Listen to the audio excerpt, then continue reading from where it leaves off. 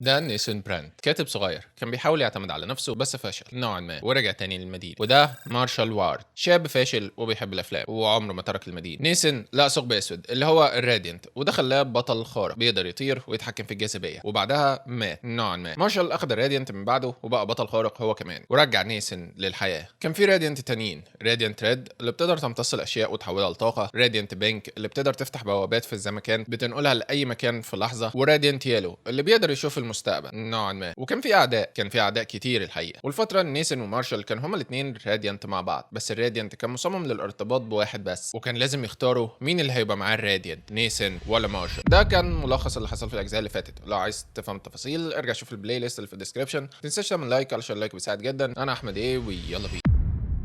بنشوف مشهد لنيسن وهو صغير في المدرسه، كان طالب شاطر اللي هو بيروح يسال المدرس بعد ما الحصه تخلص ده. ومارشال بقى، مارشال كان الفاشل اللي بيعمل خناقات وياخد حقه بايده. دلوقتي الاثنين بيتكلموا مع بعض وهم لحد دلوقتي مش عارفين يقرروا مين فيهم اللي هيبقى الراديان. الكلاسس اللي هو الروبوت العملاق ادالهم حريه الاختيار وهم لحد دلوقتي ما قرروش. وعنده هاندل اللي هو راديانت يالو بيكون قاعد قدام خريطه بيشوف كل الاحتمالات الممكنه للحرب وبيجرب لو راح يتكلم مع كارم مسؤول الاستخبارات الامريكيه. واندل طلب منه يخلي مدينه شيكاغو بالكامل من السكان، لكن كارين ساله عن السبب. واندل رفض لان معرفه المستقبل بتغيره، وحصل بينهم معركه. لكن كل ده كان في دماغ واندل اللي شطب على الاتجاه ده وبدا يفكر في احتمالات تانية. نيسن ومارشال مع بعض ولسه مش عارفين يختاروا. مارشال بيحاول يجبر الراديانت يشتغل معاه لكنه بيتحول للحظه وبعدين يرجع تاني. لما بيجي واندل وصلتوا لحاجه لكن هم لسه ما وصلوش لحاجه. واندل بيجمعهم علشان يوري لهم حاجه، وعينيهم هم الثلاثه بتنور اصفر وبينتقلوا لزي بعد التاني بيكونوا واقفين فيه قدام الكلاسلز الاربعه اللي هي الروبوتات العملاقه بتاعت كل واحد فيهم، بلاك ويلو وريد وبينك. وكل روبوت بيرحب بالحامل بتاعه. بينك بيرحب بايفا، يلو بواندل، بلاك بمارشال ونيسن، وريد بيرحب بساتومي. بعدها بيظهر 001 اللي بيسال نيسن ومارشال مين فيكم راديانت. لما بيقولوا انهم لسه ما قرروش بيتعصب جدا، احنا ما عندناش وقت، وبيزعق في الكلاسس اللي اديتوا لهم القرار وانتوا عارفين مين الاحق. لكن الكلاسس بيقولوا انهم ملزمين يتبعوا الطرق الجديده ولازم هما الاثنين يختاروا بنفسهم. مارشال بيزعق فيه ما تقول لنا ايه اللي بيحصل هنا بجد. 001 بيقول زي ما قلت انتوا وسط معركه بين الطرق القديمه والجديده. الكلاسلز اللي قدامكم دول من عالم تاني، عالم مفيش فيه مشاعر بشريه. هم المفروض حكام هدفهم انهم يختبروا العالم اللي بيروحوا ليه. العالم اللي هم جايين منه هو ذا كاتاليست امباير. هم بينحدروا من الوجود، حديقه الحقيقه اللي بيحميها الخمسه كلاسلز. شكلهم المادي محبوس عن طريق القوى الاساسيه للعالم نفسه، لكن هم كانوا قادرين يتواصلوا مع الناس من العالم بتاعنا عن طريق رسل اللي بيحملوا الراديانت زيكم كده. هم كانوا معاهم جيش، والاربعه راديانتس هم الجنود الرئيسيين، واللي انتوا بتسموه راديانت بلاك كان هو الدراع اليمين اللي بيستخدمه في تنفيذ حكمه على العوالم اللي مش بتنجح في التحدي. مارشال سأل مين هو. 001 رد اسمه مش مهم، هو كان بيتنادى بصفته القائد بريمير الراديانت الاقوى، ما فيهوش غلطه، لا يمكن ايقافه، محدش يقدر يتحداه او يتفاهم معاه. الكلاسل قال لحد ما اكتشفنا الطرق الجديده، طريقه ليها تاثير اكبر. الراديانت بلاك هيقبل التحدي على مصير العالم وكل اللي عايشين فيه وعلى تطبيق الطرق الجديده، بس في الاول لازم تختاروا.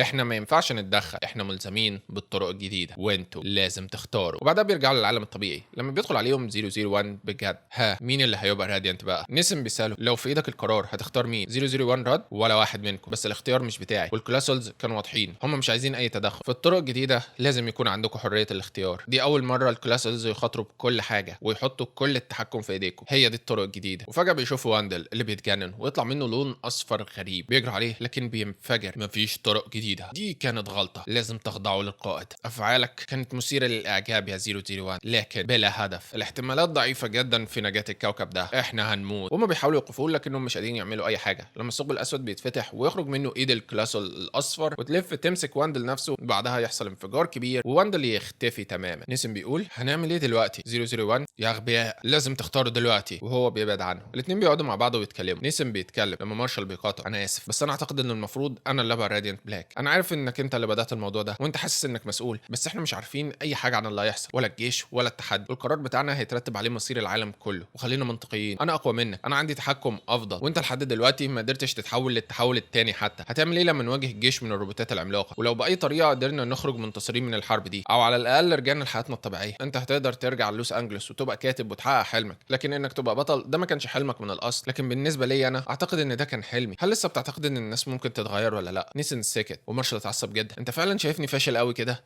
انت نسيت انا عملت ايه بعد ما المبنى وقع عليك؟ دي مش القصه بتاعتك لوحدك دلوقتي. وبعدها هدي وقال انا عارف عارف انت بتفكر في ايه، بس انا اقدر اعمل ده، دي فرصتي، انا مستعد. نيسن تقبل اخيرا وقال له انت فعلا اقوى مني مارشال، انت تقدر تثق فيا، انت واثق فيا صح؟ نيسن ابتسم وبعدها ظهر 001 وهو بيسأل اخترتوا مين. لما بينتقلوا لبعد الكلاسلز وبعدها بيطرد نيسن، تم اعادة الارتباط دائم طول مدة حياتك يا مارشال وارد، انت جزء من الوجود. ومارشال بيمسك الراديانت ويتحول راديانت بلاك اخيرا. مارشال قال ده فرق السما من العمى، مفيش اي جليتش، الطاقة متماسكة جدا. 001 قال ده كويس لان الحرب وصلت هنا. والجليتش بيحصل تاني وبنرجع لما كانوا الاثنين لسه هيختاروا. المره دي مارشال مش بيقاطع نيسن وهو بيتكلم، ونيسن بيقول السنه ونص اللي فاتوا كانوا غراب جدا، حصلت حاجات كتير، بس يا صاحبي انا مسؤول عن كل ده، انا اللي بدات كل حاجه. زمان لما سافرت وفشلت في الكتابه هربت ورجعت، بس المره دي انا ما اقدرش اهرب، العالم كله في خطر، انا بحبك وكل حاجه لكن انت مندفع واحنا هنتحط في موقف لازم نفكر في كل خطوه. مارشال بص له وقال له انت قلت لي قبل كده ان لما رجعت ما رجعتش زي ما كنت زمان، هل لسه بتعتقد ان الناس ممكن تتغير ولا لا؟ نيسن رد قبل ما ادخل هنا شفت الصوره للديون اللي كانت عليا لما رجعت من لوس انجلوس علشان اهرب من الفشل، وبعدها حصل كل اللي حصل، ولما ببص عليها دلوقتي انا مش عارف ازاي، بس الوضع بقى اسوأ كمان. كل اللي بفكر فيه هو ان في حاجات مش بتتغير. مارشال قال له انت ما ردتش على السؤال. نيسان سكت ومارشال ما لقيش رد، لكن بعدها قال انت عارف انت عندك حق، دي قصتك من الاول، انا موافق وهفضل جنبك علشان اساعدك، احنا لازم نبقى اذكياء. ولما بيجي 001 بيكونوا اختاروا نيسان المره دي علشان يتحول ويبقى هو راديانت بلاك، وبيقول لهم ده كويس لان الحرب وصلت هنا. شرح بسيط اللي حصل. واندل لما انفجر هو فتح زي بوابه من الاحتمالات لعالمين متوازيين في نفس الوقت، عالم فيه نيسن هو اللي بقى راديان بلاك، وعالم فيه مارشال هو اللي بقى راديان بلاك. وفي الجاي هنشوف ايه اللي هيحصل مع كل واحد منهم، ومين اللي هيكسب التحدي ومين اللي هيخسر التحدي.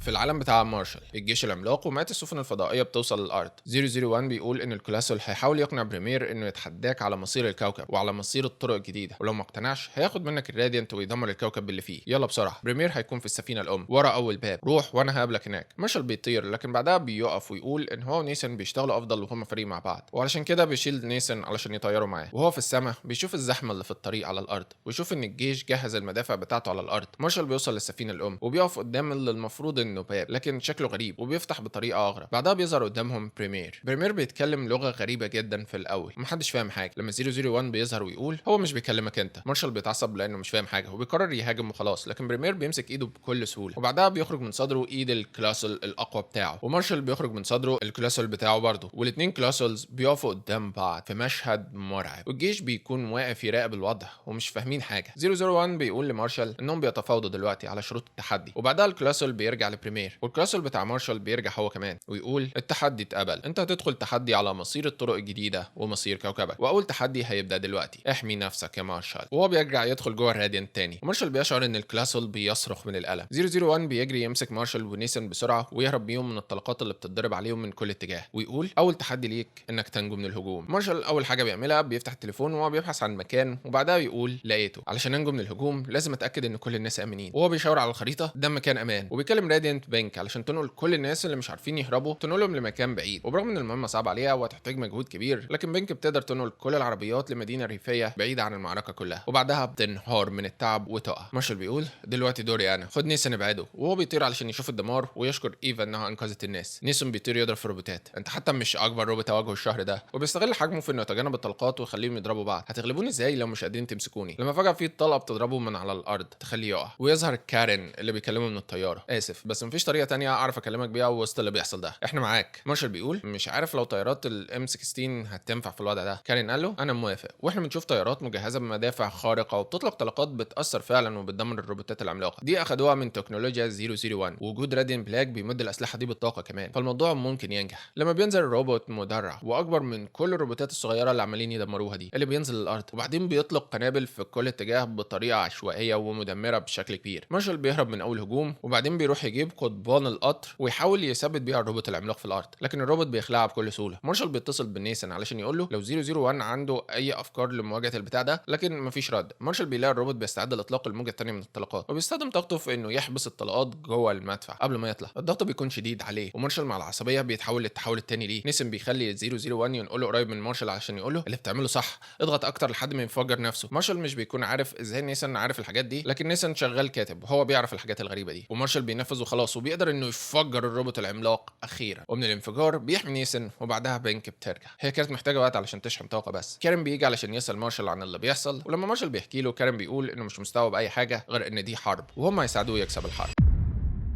في العالم بتاع نيسن بتبدا الحرب. نيسن بيقول ل 001 ياخد مارشال لمكان امن، وبعدها بيطير لوحده علشان يروح لبريمير. لما بيروح بعدها بيظهر 001 وهو معاه مارشال. نيسن بيزعق انا قلت لك وديه لمكان امن. 001 امن مكان لما يبقى جنبي، ومارشال زعق فيه وجايز ان اقدر اساعد ولا حاجه. وبعدها الاثنين كلاسوس بيخرجوا ويتفقوا على التحدي ويدخلوا تاني. نيسن بسرعه بيطير بالاثنين في الجو ويطير لفوق، ولما 001 بيقول له ان التحدي هو النجاه من المعركه بيقرر يرمي الاثنين، يبقى دي معركتي انا. 001 طبعا بينقذ مارشال، ونيسن بيروح علشان يكمل القتال لوحده. نيسن بيعدي من وسط الروبوتات الكتير جدا ويخليهم يجروا وراه بعيد لحد ما يوصل للميه. بيفضل يقاتل شويه فوق الميه لكن عددهم كبير وبيمسكوه. لما بيضطر يعمل انفجار في الطاقه عشان يبعدهم شويه عنه، وبعدها بينزل لتحت الميه. الروبوتات بتنزل وراه وبيكونوا ماشيين ورا النور اللي بيخرج منه. لما بيقرر يطفي النور وبكده ما يكونوش شايفينه. لما بيلف من وراهم ويحاول يغرقهم وفعلا بيقدر يدمر عدد منهم. لما بيطلع من الميه بيلاقي ان في روبوتات ما نزلوش وراه اصلا واللي بيطاردوه. نيسن بيطير لحد ما يلاقي مصنع حديد وبيقرر ان ده مكان مناسب. بينزل ويمسك جزء من الحديد المنصهر وبقوته بيحول جزء منه لزي طلقات كبيره اللي بيضربها على الروبوتات الصغيره يدمرها بسهوله. لكن بعدها بيوصل الروبوت الضخم اللي بيدمر المصنع ويخلي نيسن يطير من قوه الاصطدام. نيسن بيرجع يقف والروبوت بيطلق القنابل بتاعته باتجاه نيسن. نيسن بيستخدم قوته علشان يسيطر على القنابل لكنها قويه جدا، ومع الضغط بيتحول للتحول التاني ليه ويفضل مسيطر على القنابل وهي بتطلع طاقه جوه تحكمه. وبعدين بيعدلها ويرميها على الروبوت نفسه يخلي الروبوت يتدمر باسلحته نفسها. وبعد ما انتصر بيوصل كارين وقال له انه كان ممكن يطلب المساعده من الجيش، هم كانوا هيقدروا يساعدوه. وبيعرف انه اثناء القتال ده وبسبب انه ما خلاش حد يساعده كل العربيات اللي كان فيها ناس اتحبست وما عرفتش تهرب من المدينه ماتوا.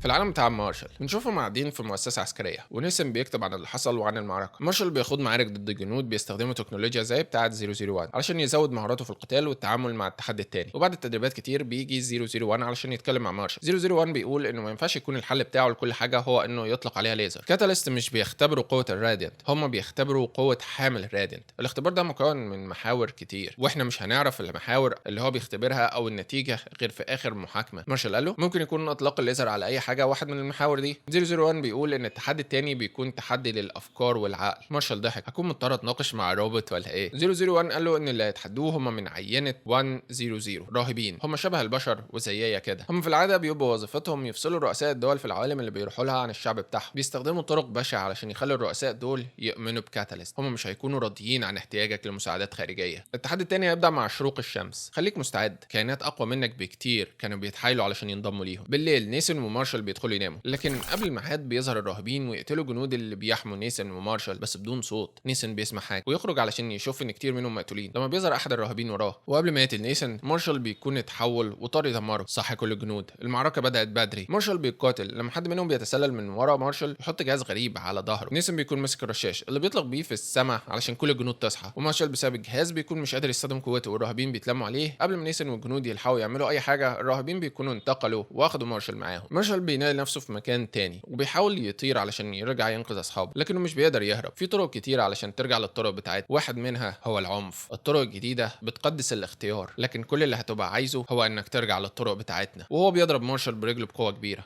طرق كتير لكن نتيجة واحدة، المؤمنين عارفين خطر الاختيار، كلنا لازم نتبع أوامر الوجود. وهو بيضرب مارشال بقوة كبيرة تانية يرميه بعيد لجوه المبنى وبيتلموا عليه وكل واحد بيضربه وهو بيحاول يتفادى الضربات. هم بيحكوا قصة عن جندي كان بيهرب دايما من النظام بتاعهم وكل مرة بريمير كان بيسامحه بس هو برضه كان بيهرب تاني. وفي المرة السابعة بعت وراه السيرشن اللي قطع الجندي ده ل7 أجزاء، كل جزء بيمثل اعتذار عن الهروب مرة. مارشال جري منهم، أنا مش هنضم ليكوا برضه يا معتيه. وهو بيحاول يخلع الجهاز اللي على ظهره لكن مفيش فايدة، أنت بتلهي نفسك عن الاختبار الحقيقي وأنت بتحاول تخلع الجهاز. مارشال قال له الهاء، طب ايه رايك في الالهاء ده؟ وهو بيشاور علشان لما بيبصوا بيقدر يهرب منه. الراهبه الصغيره بتوصل له وبيحاول يقتلها ولما بيضربها بتتجنب ضربته وبعدين بتختفي وهي بتسيب وراها سيف صغير اللي بيعمل صوت بيب بيب بيب وكانه قنبله. مارشال بيطلع يجري لكن الانفجار بيطيره ويخليه يترمي بره المبنى، بيخبط في الارض وهو معدي وبعدين يقع في الارض. كام جزء هتتقطع ليه انت بقى؟ مارشال قال له اعتقد ان فهمت التحدي المره دي. وهو بيضغط على نفسه وعلى قوته لحد ما الجهاز يبدا فعلا يتكسر ويتحول للتحول الاخير بتاعه اللي بيبقى فيه اسود بالكامل. تحبوا خلي القطر يدوس عليكم ولا نلعب لعبه اللي نفسه اطول في الفضاء يكسب؟ الراهب قال مش مهم، كل شيء مكتوب زي ما فوزنا في التحدي ده مكتوب، انت اثبتت انك ما تقدرش تأدي بدون مساعدات. مارشال بيفهم ويفتكر وهو بيطير بسرعه. لا لا لا لا لا. لما بيطلع فوق المبنى بيلاقي نيسن اللي مصلوب على بتاع عملاق وفي راهب ماسك سيف كبير على رقبته وهم بيقدوا مناسك للتضحيه بيه من اجل القائد بتاعهم. مارشال بيشوف ده وبيتجنن ويستخدم قوته في انه يرفع اجزاء من الارض ويرميها على اتنين يقتلهم بطريقه وحشيه جدا وبعدها يمسك اتنين تانيين يخبطهم بيهم يكسر راسهم في بعض، والاتنين بيرفعهم في السماء وبعدين يرميهم في الارض بقوه كبيره يقضي عليهم ويروح يفك صديقه. نيسن بيقول له انت كان عندك حق، احنا بنبقى افضل واحنا مع بعض. وفي اللحظه دي في سيف بيقتل نيسن ويظهر الراهب اللي قتله. مارشال بيتجنن وبيطلع زي طاقه غريبه اللي بيحطها جوه جسم الراهب وبيخليها تفجره بطريقه وحشيه جدا والدم يطير منه في كل اتجاه. انا اسف يا صاحبي، انا مش هقدر اكمل من غيرك. وهو ماسك نيسن في ايده والجنود بيوصلوا ومارشال بيبكي على صديق عمره. في عالم نيسن بنشوف مارشال اللي قاعد يرد على تويتر على الناس اللي كانت بتنتقد راديانت نيسن على انه مش راضي يطلب مساعده من الحكومه، وبسبب كده في ناس كتير ماتت. وبيشوف نيسن اللي بيكون في مكان بعيد وبيتدرب مع نفسه لانه قرر ما يعتمدش على مساعده الحكومه لان التحدي ده موجه ليه هو مش اي حد تاني. بعدها بيجي 001 ويشرح له التحدي التاني وانه هيواجه الراهبين. كل واحد من الراهبين ده يعتبر مرشح للارتباط براديانت من اللي انتوا ارتبطتوا بيهم كده وخلاص دول. نيسن قال له خليك صريح معايا، ليه بريمير وافق على شروط الاختبار ده؟ هل في فرصه اصلا ان ننجح؟ هل هم هيسيبوا معانا الاربعه اسلحه الخارقين دول؟ اكيد في حاجه تانية. 001 مش بيرد ومارشال بيقول له مش مهم، انت راديانت بلاك واحنا مش هنستسلم من غير قتال. 001 قال له كفايه، انت اديت كويس في التحدي الاول، التحدي التاني هيبدا النهارده مع شروق الشمس. وبيسيب الاتنين يناموا. بالليل كارين بيتواصل عن طريق الرسائل مع مارشال وبيقول له انهم عاملين قاعده ومجهزين جنود واسلحه علشان يساعدوا بيها نيسن. الموضوع اكبر من نيسن، انت لازم تخلينا عارفين ايه اللي بيحصل. لما بيناموا وتاني يوم مع شروق الشمس بيطير نيسن علشان يشوف التحدي، لكنه بيلاقي دخان في مكان قريب منه. بينزل بسرعه ويلاقي ان دي القاعده اللي عملها الجيش واللي الراهبين نزلوا وقتلوا كل اللي فيها بسبب انه ما كانش موجود. ونيسن بيكون مصدوم جدا. وفي لحظه بيظهر الراهبين اللي بيقيدوا نيسن ويضعوا الجهاز عليه علشان ما يقدرش يعمل حاجه وينتقلوا بيه لمكان تاني. نيسن بيجرب ويكتشف ان الجهاز بيوقف قوته والراهب بيكلمه في طرق كتير علشان ترجع للطرق بتاعتنا، العنف واحد من الطرق دي. نيسن بيتحرك بثبات وبيقول لا، في طرق جديده. الراهب بيضربه لو مكانك ههرب. نيسن حاول يقف، انا شفت اللي انتوا عملتوه مع الجنود، لو عايزين تقتلوني كنتوا قتلتوني من بدري. الراهب احنا عايزين نصلح عقلك المكسور باننا نكسر جسمك. وهو بياكل نيسن بكل قوه في بطنه. نيسن بيترمي بعيد وبيحاول يهرب من السيف اللي بيترمي عليه، لكن السيف بيعمل صوت القنبله وبعدها بينفجر. الراهب بيحكي له قصه عن 3 اولاد، واحد عبيط وواحد حكيم وواحد اناني. العبيط ما كانش مؤمن بس كان ماشي ورا الحكيم اللي كان مؤمن بالوجود وبالطرق بتاعتنا، لكن الاناني بقى ما كانش مؤمن بالطرق بتاعتنا، والنتيجه الاتنين سابوه يموت لوحده. هل هتنضم لينا ولا هتموت لوحدك زي الولد الاناني؟ لكن فجاه بيسمعوا صوت تكسير وبتدخل عليهم راديانت ريد ساتومي وهي شحنه نفسها بطاقه كبيره جدا وبتضرب في الراهبين كتير جدا. نيسن مش فاهم ازاي، وراديانت بتقول ان كارن اتصل بالحكومه عندها عشان يسمح لها تخرج علشان تساعد بعد اللي حصل النهارده في المعسكر والجنود الكتير اللي ماتوا. بيتحركوا لكن عند المخرج بيلاقي راهب كمان. ساتومي بتضربه قوه كبيره وهما بيخرجوا. نيسن بيقول لا، في طرق جديده دلوقتي. ريد ردت عليه الطرق الجديده معناها انك تاخد قراراتك بنفسك. وهما بيخرجوا من المبنى مع بعض. نيسن بيوقفها ويقول ان ده التحدي بتاعه، هو ما ينفعش يهرب من هنا، لكن ساتومي بتقول انه لو مات التحدي هيخلص والغزو هيبدا. نيسن قال كل ما بعرف اكتر عن الكاتاليست دول كل ما بشك ان ده مش تحدي قد ما هو استيطان. الراهبين رجعوا وقال كاتاليست هي الحريه، احنا رجعنا عوالم كتير كانت بتعاني من الوحده. نيسن كم عالم منهم هو اللي انضم ليكم بمزاجه؟ ايه اللي حصل للعوالم اللي رفضت؟ التحدي معناه ان بيكون في فرصه للفوز والخساره، انتوا بتلعبوا لعبه مش ممكن تخسروها، دي مش لعبه واكيد برضه دي مش حرب. الراهب بيضربه ونيسن بيقع وساتوم مش فاهم هو بيعمل ايه. نيسن بيقف، انا مش مقاتل، انا كاتب، واهم من ده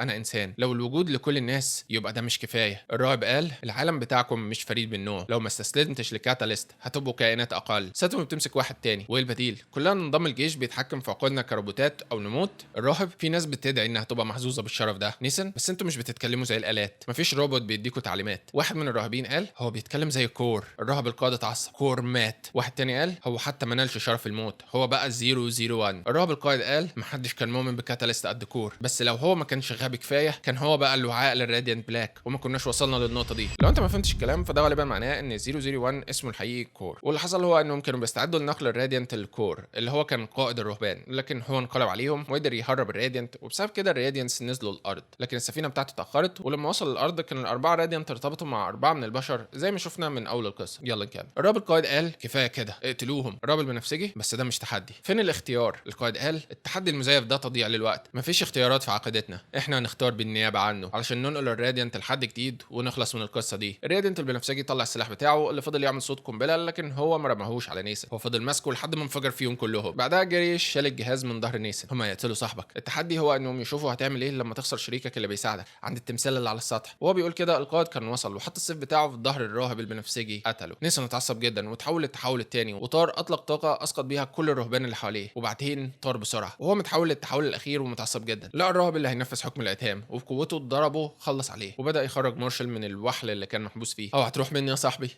مارشال بالعافيه بدا يفوق. ايه القرف اللي انا فيه ده بجد؟ شكرا ليك يا صاحبي. نيسن انت بتهزر، احنا الاتنين عارفين انك كنت هتعمل نفس الشيء علشاني، وبكده يكون خلص التحدي التاني.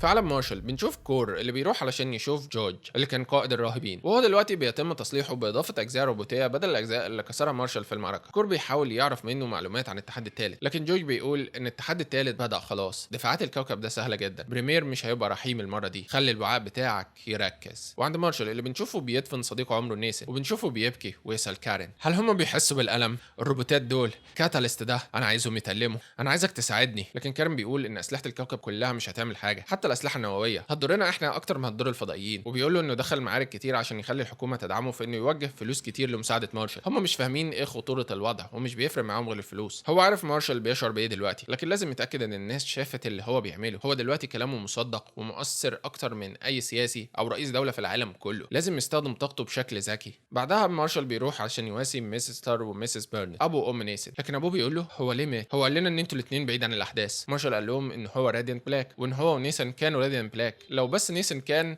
لكن ام نيسن زعقت فيه ابني ما عملش اي حاجه، اوعى تخلي ابني سبب في اي حاجه من اللي حصل. مارشال سكت وابو نيسن هدى الوضع. شكرا على صراحتك يا مارشال، انت عندك حاجات كفايه تهتم بيها دلوقتي. بعد شويه كور ظهر وقال لمارشال ان التحدي الثالث بدا. التحدي الثالث بيكون تحدي للذكاء والتفكير الابداعي والارتجال. التحدي الثالث بيكون كبير وعلى مستوى مدن كتير، في مجموعه متغيرات كتير، انصحك انك ما تدخلش التحدي ده لوحدك. مارشال مشي وهو بيقول وبقول ده لنيسن، وهو بيمشي وهو متعصب جدا. انا تعبت من اللعبه دي، ولاد الجزم دول عايزين ارتجال، يلا نرتجل. مارشال بيطير وهو بياخد صاروخين كبار من صواريخ الجيش ويرميه على السفينه الكبيره بتاعت كاتاليست، لكن هما ما بيعملوش اي حاجه. كارين بيكلمه وهو متضايق، انا قلت لك احنا محظوظين انهم ما ردوش على الطلقات لحد دلوقتي. وبعدها قال له بسرعه احنا تقريبا لقينا التحدي الثالث، وهو بياخده المكان تاني ظهر فيه كوره كبيره من الطاقه. مارشال حاسس ان الراديانت قادر يمتص طاقه الكوره دي. كارين بيحذره انها ممكن تكون فخ، ومارشال بيقول انه عنده فكره، وهو بيستخدم قوته علشان يحرك كره الطاقه ويطير بيها ناحيه السفينه الرئيسيه، وبكره الطاقه بيضربها في السفينه اللي بتعمل انفجار كبير وبينتج عنها فتحه في السفينه. كارين بيكون مرعوب، احنا ما نعرفش اي حاجه عن قدراتهم الحقيقيه. مارشال قال هو ده المطلوب، هم ادوني الطلق والمفروض ان انا اعرف اوجهه فين، انا هحتاج دعم، ابعت كل اللي عندك. لما بتيجي طيارات كتير ومارشال بيدخل السفينه والروبوتات بتبدا تشتغل، وجنود كارين بينزلوا من الطيارات علشان يدخلوا السفينه، لكن وسط المعركه كارين بيتكلموا ان في كورتين طاقه ظهروا كمان في اماكن متفرقه. مارشال قال له مكانهم فين؟ اتحرك بسرعه علشان يجيبهم ويستخدمهم زي المره الاولى، وبيدخل في معركه ضد الروبوتات. لما كارين بيقول ان اللي بيعمله ده مش نافع، في كور بتظهر تاني، كور الطاقه مش بتقل لما هو بيستخدمها، هي بتزيد اكتر. مارشال بيقاتل وهو بيتحول للتحول التاني، وفي نفس الوقت كارين بيصرخ كور الطاقه في كل مكان دلوقتي. مارشال بيقول له المفروض نعمل ايه دلوقتي؟ كارين بيطلع يجري، كل الناس هاتوا اللي تقدروا تجيبوه في اسرع وقت، اجهزه واي حاجه مهمه ويلا بسرعه. وهو بيجري ناحيه الطياره. مارشال بيصرخ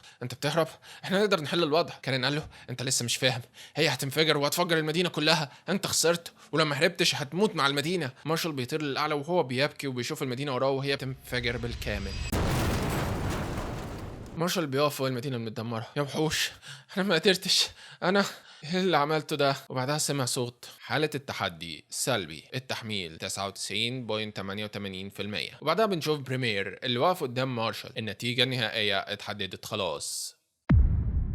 في العالم بتاع نيسن بنشوف كارين اللي بيتكلم مع ساتم. لولا ان هو طلب منها تساعد نيسن كان هيموت، ودلوقتي نيسن رافض يسمح لحد من الحكومه يساعده، والناس شايفين ان نيسن مسؤول عن اغلب التدمير اللي بيحصل في العالم. نيسن ومارشال هربانين، بس كارين عايز ساتم تقنع مارشال انه يفضل مخليهم عارفين نيسن بيعمل ايه. هم لازم يساعدوا لان العالم كله في خطر. نيسن ومارشال في العربيه وبيحاولوا يخرجوا من المدينه مع ابو نيسن لما بيظهر كور وبيقول لهم ان التحدي الثالث بدا. ده تحدي للذكاء وللتفكير الابداعي ولكل الموارد المتاحه معاكم. نيسن بيودع ابوه بيقول له يكون حريص لان الحكومه كلها بتدور عليهم، لكن نيسن بيقول ما تقلقش احنا هنبقى طايرين. وهم بيرجعوا للمدينه، الجيش بيدخل في معركه، بيحاول يضرب هو السفينه العملاقه بنفسه، لكن اسلحته مش بتاثر في اي حاجه. ومارشال بيشوف النت لما الناس كلها بتتكلم عن حاجه غريبه، كره طاقه حمراء اكتر من واحده في اكتر من مكان ومحدش عارف ايه ده. نيسن بيروح، لكن قبل ما يقرب منها شيفت بيهاجمه، دي ملكيه للحكومه. واضح ان بعد ما مارشال ونيسن مسكوه وسلموه لكارين، كارين جنده وخلى شيفت يشتغل معاه، ودلوقتي هو عايز يقبض على نيسن ويسلمه للحكومه. اما مارشال بيخبط شيفت بالعربيه وهو مش واخد باله. بعدها نيسن بيرفع العربيه بمارشال ويهرب من المكان. نيسن بيكون متضايق، ازاي هيقدر يحل التحدي؟ هو مش عارف حتى يقرب من كره الطاقه. مارشال بيقول ان النت لا يمكن هزيمته لما بيلاقي واحد شكله عبقري في الرياضيات وبيتكلم على ريدت وكانه فاهم اللي بيحصل. نيسن بيروح له والولد بيشرح ان دي رياضيات معقده شويه، بس بشويه حسابات هو يقدر يحدد المكان اللي هيظهر فيه كره الطاقه القادمه. نيسن بيتحرك عليها بسرعه قبل ما الحكومه حتى تعرفها، وبيشعر برضه ان الراديانت قادر يمتصها، وده اللي بيعمله فعلا. وفعلا كره الطاقه بتختفي، وبيكونوا عرفوا انهم لازم يمتصوا كل الكور. الواد بتاع ريدت بيحدد كره الطاقه الثانيه هتظهر فين، ونيسن بيروح يمتصها هي كمان. مارشال بيسال بيسال الولد هل الراديانت بلاك بس هو اللي يقدر يعمل كده. الولد بيقول ان نظريا اي راديانت يقدر يمتص الطاقه دي. عشان كده بيتكلموا ايفا وساتومي اللي الثلاثه بيقدروا يمتصوا عدد كبير من الكور. ايفا بتتحرك وهي بتمتص واحده بتكون طاقتها اكبر وصعب شويه. لما فجاه بيظهر شيفت وهو بيهاجمها. انا كان نفسي دايما يبقى معايا راديانت. انا اسف بس انت اضعف واحده فيهم. بينك بتتعصب جدا. انت عايز الراديانت بقى. وهي بتتحول للون بينك كامل وبعدها بوم بتختفي هي وشيفت. مارشال وريد مش عارفين يعملوا ايه. لما بيظهر ابو نيسن في عربيه علشان ينقل ريد لمكان الكوره اللي اختفت وهي بتحاول تمتصها، بيوصلوا في اخر لحظه ومارشال بيهتم بالباقي.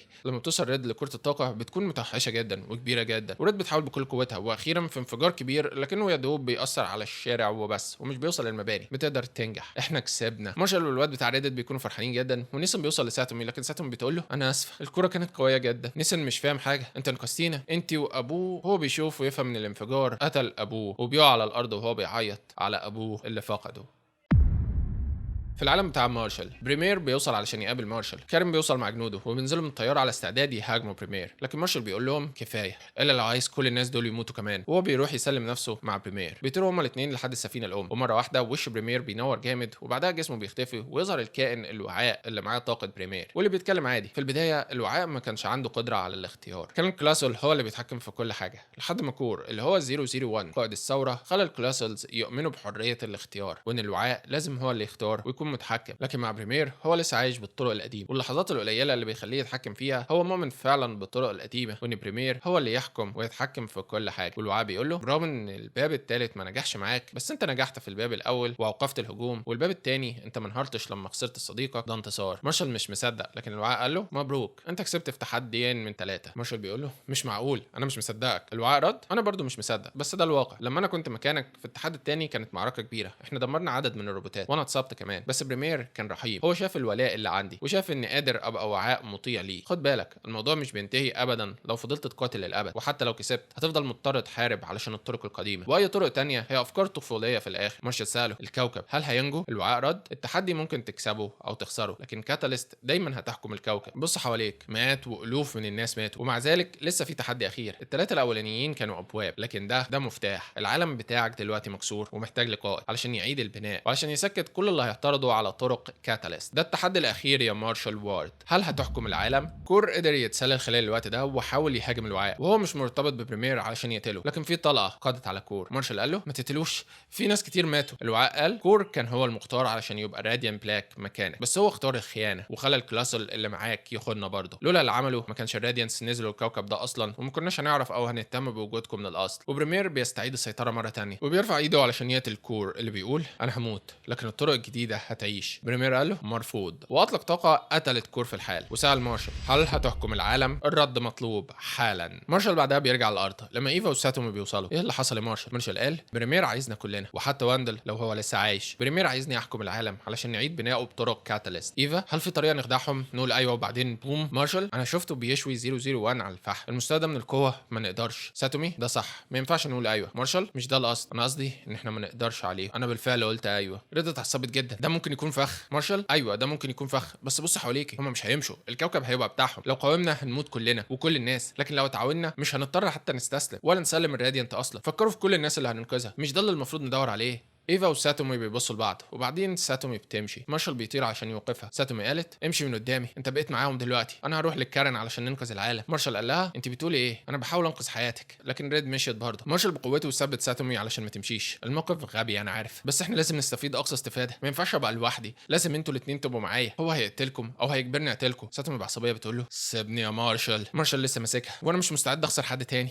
انا مش هقدر اقتلكم. لما ساتومي استخدمت قوتها علشان تخرج من التحكم بتاعه وادالكم مارشال في وشه لكمه قويه جدا. مارشال اترمى على الارض بعيد جدا وريد قالت انا مش هساعد روبوتات تسيطر على العالم. مارشال وهو بيبكي كل الناس هتموت احنا مش اقوياء كفايه. ساتومي بدات تمتص اشياء من الارض علشان تبقى اقوى. انت اللي كان بيتم اختبارك مش احنا. مارشال وهو بيبكي انا كسبت. ساتومي انت ما كسبتش، ده مش كلام واحد كسب، انت هتبيع الكوكب كله دلوقتي. ازاي هتبص لنفسك في المرايه بعد كده وهي بتمسك ايد ايفا علشان تمتص قوه وتتحول للتحول التاني منها؟ انت هتبقى مضطر تقتلني علشان توقفني. وهي بتجري عليه بكل قوتها وهو بيطير عليها لكن ايفا بتظهر وسطهم. استنوا اكيد في حل ثالث. ساتومي زقتها رمتها بعيد وضربت مارشال عنده اختيار، هل هتقاتل علشان تنقذ كوكبك ولا هتستسلم وتموت هنا؟ مارشال اتعصب، تبا ليك يا ساتومي، وهو بيرفعها من على الارض ويخبطها في الصخور. انا كسبت وهم لسه هيسيطروا على الكوكب، احنا مش اقوياء كفايه، مفيش حل، يا اما نبقى معاهم او كل البشر يموتوا. وهو بيجمع طاقه كبيره جدا بشكل مستحيل. ايفا بتظهر قدام ساتومي، كفايه يا مارشال ارجوك. لكن مارشال مش بيقف، والطلقه بتاعته بتضرب ايفا تقتلها في لحظه. والراديانت بينك بيقع في النص بين مارشال ساتومي يقرب، لكن مارشال كده اسرع، ولما بيقربوا بيحصل انفجار لونه بينك رهيب، وريد بتقع والدرع بتاعها بيطير، وبعدها بيخرج مارشال وهو نصه بقى لونه بينك. يا ساتومي ارجوكي. لكن ساتومي وهي فيها كل الاصابات، لا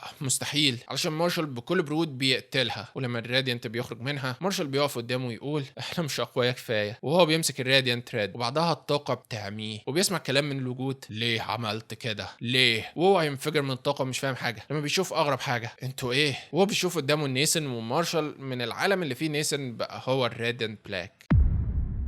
بنرجع للعالم بتاع النيسا اللي بنشوف اللي حصل مع ايفا لما اختفت هي وشيفت، هي وكأن الطاقه اتجننت وبقت مش قادره تسيطر عليها، وفضلت تنتقل بين بلدان العالم كله في لحظات، وفي الاخر رمت شيفت في الصحراء. مارشال اتحرك بسرعه علشان يروح يواسي صاحبه اللي لسه ابوه ميت قدامه. نيسن بيعيط، هو كان عنده حق، قال لي مش هنسى، اوعى تسمح لي انسى، اوعدني. وهو بيحضن مارشال لما جيش الكاتاليست بيقرب منهم. نيسن بيعيط وهو بيقول انا محتاج مساعده، كلم كارين، كلم شيفت، اي حد، لو هنخسر عايزين نخسر واحنا بنقاتل. لما بريمير بيوصل النتيجه اتحددت، مارشال ونيسن وساتومي واقفين مش فاهمين المفروض يعملوا ايه لما بتتفتح من وراهم بوابه بانك وبتخطفهم كلهم، وبريمير بيفضل واقف لوحده مش عارف يعمل ايه. ايفا بتقول انها اسفه بس هي لازم توري لهم حاجه. مارشال بيقول وبريمير هيعمل ايه دلوقتي لما محدش هيجاوب عليه؟ نيسن رد مش هيعمل حاجه، هو كمبيوتر، هو محتاج اجابه علشان يتحرك. ايفا بتقول ان لما الطاقه بتاعتها اتجننت قعدت تتنطط من مكان لمكان، وسط التنطيط ده شافت واندل هو جوه محل الدونتس المقفول ده. لما بيدخلوا بيلاقيه طاير وبيتكلم كلام مش مفهوم، ملخصه انه قدر يفتح خطين زمنيين في نفس الوقت، واحد لما مارشال هو اللي اخذ الراديانت وواحد لما نيسن هو اللي هياخده. الفكره ان هم ما ينفعش يبقى في خط واحد من الاثنين، لازم يبقوا الخطين مع بعض. لما بينقل نيسن ومارشال للعالم الثاني، لما بيتحركوا بيشوفوا الدمار اللي حصل في المدينه. في العالم ده مارشال فشل في التحدي الثالث، وفجاه وهم واقفين شافوا انفجار كبير من بعيد، ولما راحوا هناك لقوا ايفا ميته. ايه واندل جابنا هنا ليه؟ ايه اللي حصل هنا؟ وبعدها بيشوفوا ساتومي كمان ميته. مارشال بيصرخ لا ارجوك لا، وهم بيشوفوا مارشال اللي اتجنن من الطاقه. اول ما بيشوفه انت لسه عايش يا نيسن؟ مارشال بيقول ليه قتلتهم؟ مارشال المجنون اخد باله من حاجه وقام، هو جاي، ومارشال بقى واقف قدام بريمير. مارشال العادي قال له بتعمل ايه؟ مارشال المجنون قال له خليك افضل مني، وهو بيفتح بوابات ويخليهم هما الاثنين يطيروا فيها يرجعهم للعالم بتاعهم، وهو بيطير للمواجهه الاخيره ضد بريمير. مارشال اول ما بيرجع بيقول لازم نرجع وننقذني، انا قتلت اصدقائي، ليه ممكن اعمل كده؟ نيسن حاول يهديه، ده مش انت مستحيل تعمل كده، واندل كان عايزنا نشوف ده السبب، ده معناه ان المستقبل ممكن يتغير، احنا ممكن نغيره. مارشال برضه في حاله صدمه، ونيسن مش مهم اي حاجه من اللي حصل، المهم ان احنا هنا دلوقتي والعالم لسه نقدر ننقذه، ده كتير عليك انا عارف بس انا مش هقدر انجح من غيرك. مارشال جمع نفسه وقام. لما خرج من المبنى لقى بريمير ووصل قدامه، اعرض النتيجه. نيسن قال له انت عايز اجابتي؟ انا هرفض، انا مش هشتغل معاك ابدا. لما بريمير بينور ويخرج من الوعاء، اكيد هترفض يا نيسن لانك خسرت التحدي.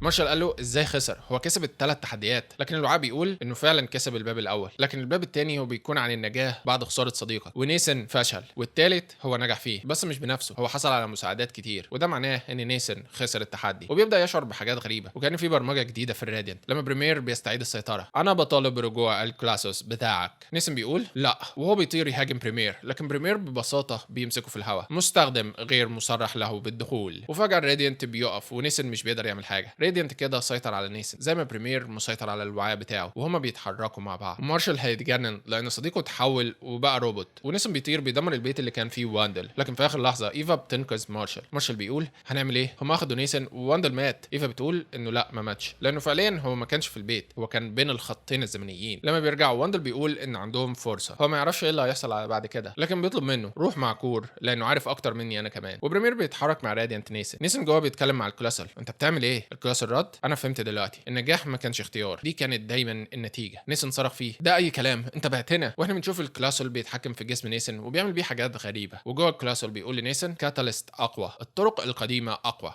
احنا خسرنا التحدي. نيسن سال انت بتخليني اعمل ايه؟ الكلاسل رد دي اخر مرحله في السيطره على العالم بتاعك هيستسلم دلوقتي، واحنا هنضمه للطرق بتاعتنا. عاده ده بيتم عن طريق الدمج او الامتصاص، واحيانا عن طريق التدمير. واحنا بنشوف راديانت بلاك وهو بيصنع زي الثقب اسود كبير اللي بيخرج منه ويبدا يدمر كل حاجه حواليه. فعلا هو تقريبا هيصنع مجال معاكس لمجال الكوكب وهيدمر الكوكب كله. مارشال مع كور اللي بيروحوا ناحيه السفينه بتاعته، ومارشال بيقول اكيد في حل. كور مش بيرد وبيعمل شويه حاجات. انت بتعمل ايه؟ كور رد بنهرب، مفيش حاجه نقدر نعملها. خطتي كانت ان اقتل وعاء بريمير وهو بيتفق مع نيسن، بس انا ملحقتش. مارشال بيقول له بس استنى كور، الجندي بيعرف امتى يتراجع. لو نجينا من هنا ممكن ننجح في عالم تاني. مارشال صرخ فيه احنا عندنا فرصه هنا دلوقتي، انا مش هسيب نيسن. كور بيكلمه باستهجان، وايه اللي ممكن نعمله بقى؟ مارشال قال هم كلهم بياخدوا طاقه من بريمير، لو وقفناه كل الروبوتات هتقف. انت اكيد عندك البتاع اللي استخدمها الرهابين اللي فصلت الطاقه عن نيسن. السور ريبر قصدك؟ هيبقى ضعيف جدا مع بريمير. مارشال خلاص نستخدم 2 3 نلاقي طريقه نضاعف قوتها 50 مره حتى. كور انت ما تقدرش تضاعف.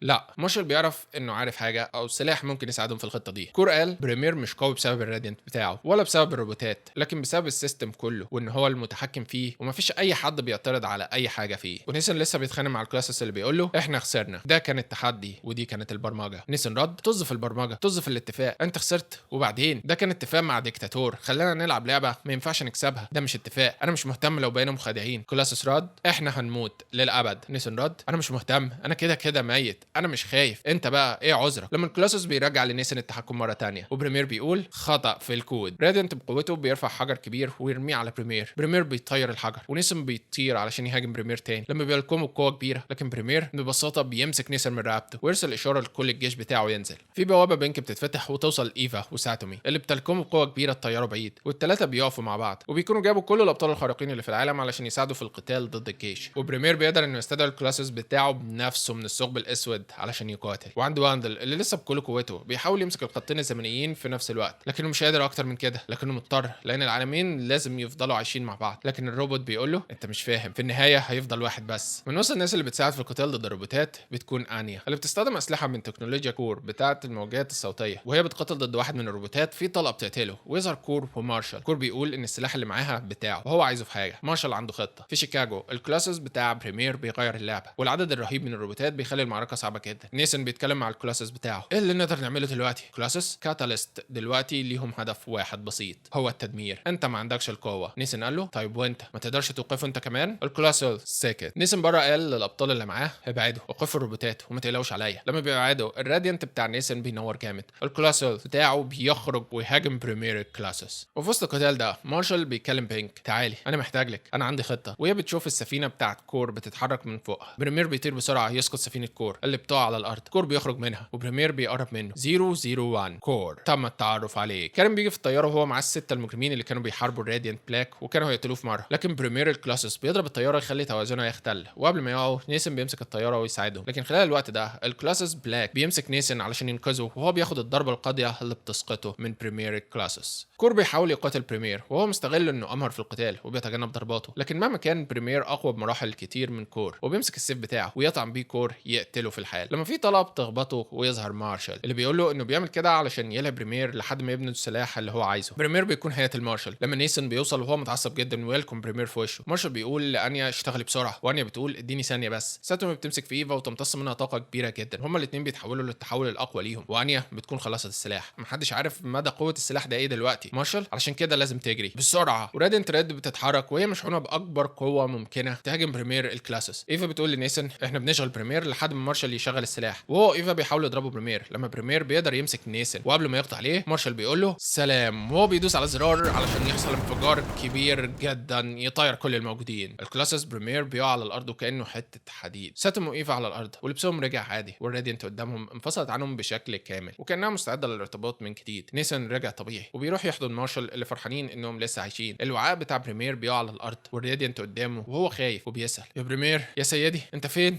انا مش سامعك ليه؟ لما الرعب بيظهر بيمسكوا وياخدوا الراديانت معاهم ويطيروا كلهم من الكوكب. ايفا وساتومي ومارشال ونيسن واقفين بيتفرجوا، وجيش كاتاليست بيهربوا. لما الارض بتبدا تتهز ومحدش فاهم حاجه، واحنا بنشوف ان واندل حصل معاه نفس الحاجه، هو منفصل عن الراديانت، وبسبب كده العالمين اللي كان فاتحهم بداوا يخبطوا في بعض وهيدمروا بعض. لما بيوصل مارشال المجنون بعد ما هزم بريمير في العالم بتاعه واخد الاربعه راديانت، كان باقي له بس الراديانت يلو الاخير واللي بيمسكه، وبعدها بيطلع طاقه عظيمه وهو بيضحي بنفسه وبالعالم بتاعه علشان ينقذ العالم السليم اللي فيه قدروا ينتصروا على الكاتاليست. وهو بيختفي وهو بيبكي انه اخيرا بقى سبب في حاجه صح والعالم بتاعه اختفى. نيسن بيسأل دلوقتي ايه، هل الراديانت لسه شغالين اصلا؟ مارشال قال كل اللي عملناه اننا قطعناهم من السيستم، يعني مفيش روبوتات ولا كاتاليست، هما بس بقوا راديانتس بيحولونا لابطال خارقين. ايفا وساتومين كل واحده بتقف قدام الراديانت، هل عايزه تبدلي؟ لكن ساتومين بتقول انها مبسوطه كده، وكل واحده فيهم بترتبط من تاني مع الراديانت بتاعها. وبعدها بيبصوا على مارشال ونيسن، ها هتعملوا ايه؟ لان دلوقتي مارشال ونيسن واقفين قدام الراديانت بلاك وبيرجعوا لنفس الاختيار دايما، مين فيهم اللي هيبقى راديانت بلاك؟ نيسن بيقول انا عمري ما كنت عايز ده، انت سالتني قبل كده هل انا مؤمن ان الناس ممكن تتغير، وانا ما جاوبتش لان انا ما كنتش مصدق ان الناس بتتغير، لكن انا طلعت غلط. بابا قال لي ان دي مش غلط انك تطلب مساعده ولا انك تصدق في الناس اللي بتحبها. مارشال بيكون هيعيط. استنى، وبالنسبه لنسختي المجنونه اللي لسه شفناها دي، نيسن بص لكل اللي هنا، انت السبب، احنا كسبنا هنا بسبب قدرتك في القياده، انت انقذت حياتي مرات كتير، والمره دي انقذت العالم كله. ده ما كانش حلمي من البدايه، لكن لو ده لسه حلمك انا ما اعرفش حد افضل منك يبقى راديانت بلاك. مارشال قال له انت غلط على فكره، الناس مش بتتغير، على الاقل مش لوحدهم، هم بيتغيروا بسبب الناس اللي حواليهم. وهو بيمسك الراديانت ويبقى مارشال هو الراديانت بلاك. وبس كده، دي كانت قصه راديانت بلاك. اتمنى تكونوا استمتعتوا. ممكن رايك سيبه في كومنت، ايه رايك في اللي حصل في الاخر؟ هل مارشال كان الاختيار الصح في النهايه ولا لا؟ ولو حد يعرف قصه كبيره وجامده زي كده وعايزنا نبقى نعملها في المستقبل ممكن يكتبها في كومنت. كان معكم احمد ايه، وكده كفايه.